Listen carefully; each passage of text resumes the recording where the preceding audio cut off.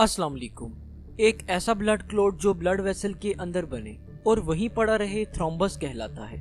और इस blood clot यानी थ्रोम्बस की वजह से जो कंडीशन पैदा होती है इसे थ्रोम्बोसिस कहा जाता है। थ्रोम्बस का हमारी ब्लड वेसल में पड़े रहना हमारे सर्कुलेटरी सिस्टम के ब्लड फ्लो को मुतासिर करता है। तो आइए देखते हैं कि थ्रोम्बस हमारी ब्लड वेसल में कैसे बनता है। हमारी बॉडी में ब्लीडिंग के अगेंस्ट पहला line of defence blood clotting है। जब हमें कोई जख्म लगता है तो हमारा क्लॉटिंग सिस्टम जख्म वाली जगह पर क्लॉट बनाकर ब्लड लॉस को रोकता है। जख्म भर जाने के बाद आमतौर पर ये क्लॉट टूट कर ख़त्म हो जाता है, लेकिन बाज़ औक़ात हमारी बॉडी इस क्लॉट को डिसॉल्व करने में नाकाम हो जाती है, जिसकी वजह से ये ब्लड क्लॉट का पीस हमारी ब्लड वेसल में ही रुका रहता है और थ्रोम्बोसिस की बीमारी पैदा करता है। थ्रोम्बोसिस की 2 टाइप्स हैं, आर्टीरियल थ्रोम्बोसिस और venous thrombosis. Arterial thrombosis artery के अंदर ब्लड क्लॉट यानी थ्रोम्बस की फॉर्मेशन को बोलते हैं। बाज़ औक़ात हमारी किसी आर्टरी के अंदर हाई कोलेस्ट्रॉल और ब्लड प्रेशर की वजह से एक प्लेक बिल्ट हो जाता है। इस प्लेक के रप्चर होने के चांसेस रहते हैं और जब ये प्लेक रप्चर होता है तो हमारी बॉडी का क्लॉटिंग सिस्टम एक्टिवेट हो जाता है और इस रप्चर वाली जगह पर प्लेटलेट्स एक क्लम्प बना देते हैं और ये क्लम्प एक किस्म का थ्रोम्बस होता है।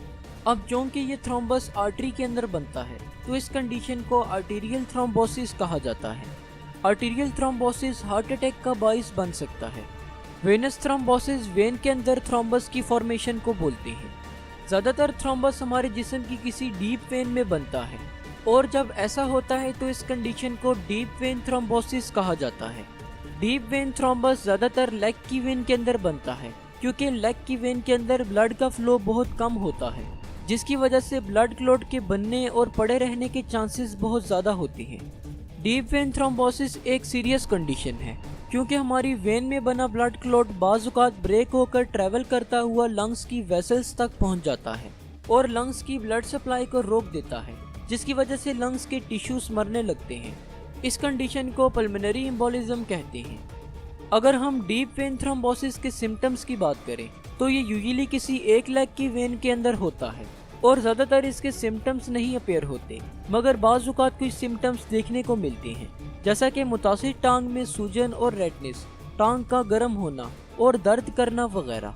अगर हम थ्रोम्बोसिस की प्रिवेंशंस पर बात करें तो हम कुछ एक्टिविटीज़ के ज़रिए थ्रोम्बोसिस के रिस्क को कम कर सकते हैं, जैसा कि एक्सरसाइज करना, सर्जरी या ज़ख्म के हील होने के बाद जल्द अज जल्द दोबारा एक्टिव होना, वज़न कम करना, स्मोकिंग क्विट करना और इसके साथ साथ ब्लड प्रेशर, डायबिटीज़ और कोलेस्ट्रॉल लेवल को मेंटेन करना।